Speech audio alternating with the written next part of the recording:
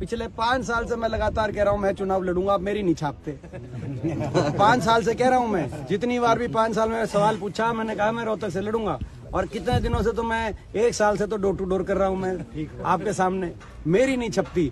लेकिन बीजेपी वाले कहते हैं कि भाई देखो भाई इस पे अफवाहें चल रही हैं कि दीपेंद्र नहीं लड़ेगा, रोहतक सुनो, या भूपेंद्र सिंह हुड्डा लड़ेंगे, या दीपेंद्र की पत्नी का भी अब आपकी स्वयं नाम आ रहा है। सुनो, रोहतक से जो है स्पष्ट रूप से मैं कहना चाहता हूँ, रोहतक से हाईकमांड का पूरा आशीर्वाद मुझे मिलेगा।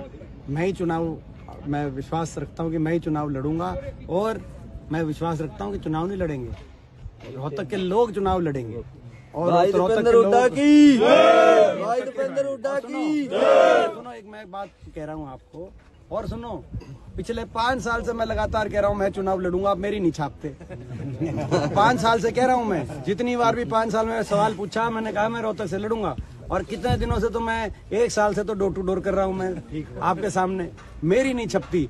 लेकिन बीजेपी वाले कहते हैं कि भाई देखो भाई, लोग चुनाव लड़ेंगे, लोग मुझे पूरा विश्वास है, लोगों का आशीर्वाद मुझे प्राप्त होगा, कांग्रेस के हाईकमान का आशीर्वाद मुझे प्राप्त होगा टिकट के माध्यम से जब टिकटों की लिस्ट आएगी। और निश्चित तौर से यहाँ से रोहतक से हम जीतेंगे। और वो रोहतक की जीत बीजेपी क्यों कहती है ये बार बार, उनको मेरे जो है बीजेपी के एक पूर्व मंत्री रोहतक के हैं, उन्होंने ये भी कहा कि भाई ये दीपेंद्र बनाम चुनाव मत बनाओ।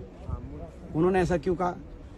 क्योंकि जो है उनको पता है, वो अपने निश्चित हार की डर से वो ये सोचते हैं कि भाई किसी तरीके से ये जो है अपना, तो ऐसा नहीं है, मैं ही लड़ूंगा।